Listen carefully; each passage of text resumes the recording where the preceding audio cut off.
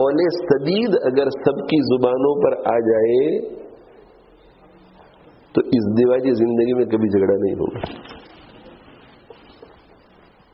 اس لیے اس کو اس موقع پر خاص پڑھ کر سنایا جاتا ہے کہ یا ایھا الذین آمنوا اتقوا اللہ وقولوا قولا سدیدا. زبان پر کنٹرول ہو.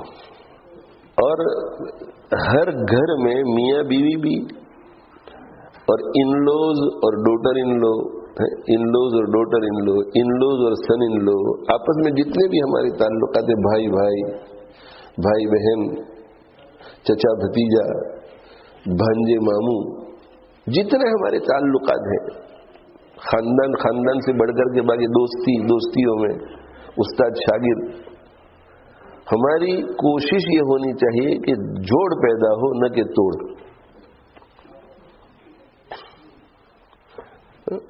ایک تو ذہن یہ ہوتا ہے نا کہ بھائی گھر میں میری چلنی چاہیے چاہے توڑ پیدا ہو. even at the cost of disunity, what I say is final. اور دوسرا یہ کہ کوئی بات نہیں بھائی ان کی بات مان لیتے مگر جوڑ باقی رہے.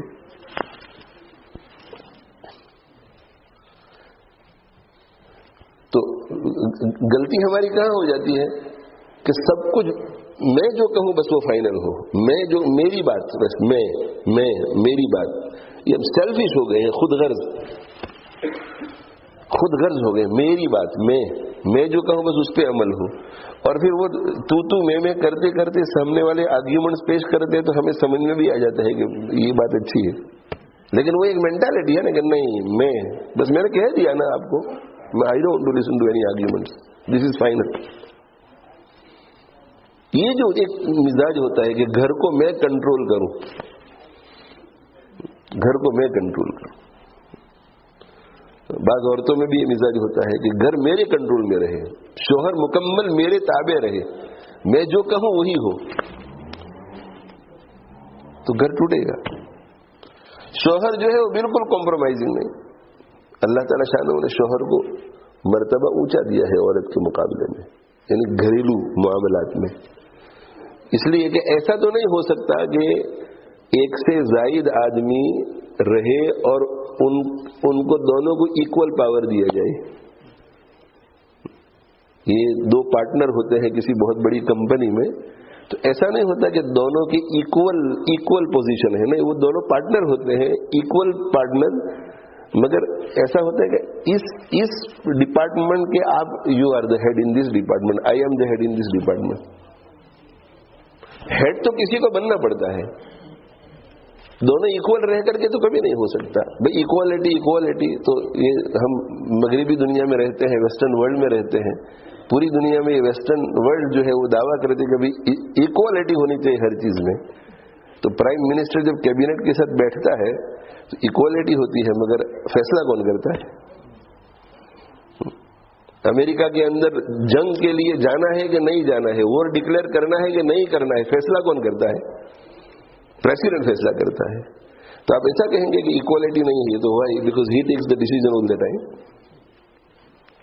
اگر ڈیسیژن میں بھی سب ایکول ہیں کہ آپ بھی فیصلہ کر سکتے ہیں، آپ بھی کر سکتے ہیں، آپ بھی کر سکتے ہیں، آپ بھی کر سکتے ہیں، روزانہ جھگڑا ہوگا. اس لیے کہ یہ کہے گا کہ شاپنگ کے لیے جانا ہے، یہ کہ شاپنگ کے لیے نہیں جانا ہے. یہ کہے گا کہ ڈیکوریٹ کرنا ہے گھر کو، یہ کہ ڈیکوریٹ نہیں کرنا ہے. تو ویٹو تو کسی کے پاس ہوتا ہے نا. تو اسلام نے جو گھر کا جو اسٹرکچر بنا ہے وہ یہ ہے کہ شوہر بادشاہ ہے. بادشاہ کا مطلب ڈیسیژن میکنگ میں اس کا آخر فیصلہ شوہر کا ہوتا ہے، اور بیوی منسٹر ہے. اور بادشاہ کبھی بھی منسٹر کے مشورے کے بغیر فیصلے نہیں کرتا. اور بادشاہ کا مزاج کیا ہوتا ہے کہ بادشاہ کے ذہن میں ایک بات ہے، اور منسٹر اگر ایسی بات کرے کہ جو اس کی بات سے اچھی ہوتی ہے تو بادشاہ ہمیشہ اپنے فیصلے کو کینسل کر کے منسٹر کی بات پر عمل کرتا ہے. بادشاہ اپنی بات پر اسی وقت اصرار کرتا ہے، ضد کرتا ہے، جب وہ ایسا بلیو کرتا ہے کہ نہیں میری رائے اس کی رائے سے بہتر ہے. کبھی بھی بادشاہ ایسا نہیں کرتا. جتنے خلفاء گزرے ہیں وہ ان کے خاص منسٹر ہوتے تھے، ایک منسٹر بہت خاص، تو بڑے مشورے سے پہلے بھی سائڈ پر اس کے ساتھ مشورہ کرتا تھا کہ میرے ذہن میں ایسا آ رہا ہے، آپ کیا کہتے ہیں؟ تو کہتے ہیں کہ نہیں ابھی آپ ایسا مت کیجیے. تو مان لیتے تھے کہ ہاں یہ میرا خیر خواہ ہے. تو شوہر کے لیے بیوی سے بڑھ کر خیر خواہ کون ہوگا بھائی؟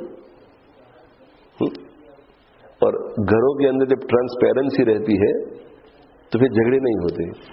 میں کہا کرتا ہوں کہ وہ ٹرانسپیرنسی رکھو.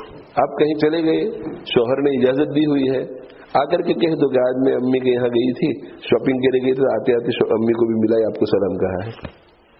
چھپانے کی کوشش مت کرو, شوہر بھی چھپانے کی کوشش مت کرے. آپ کہاں گئے تھے؟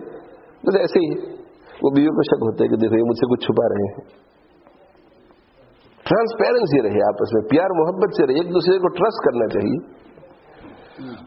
تو زبان جو ہے, زبان یہ بہت اہم ہے.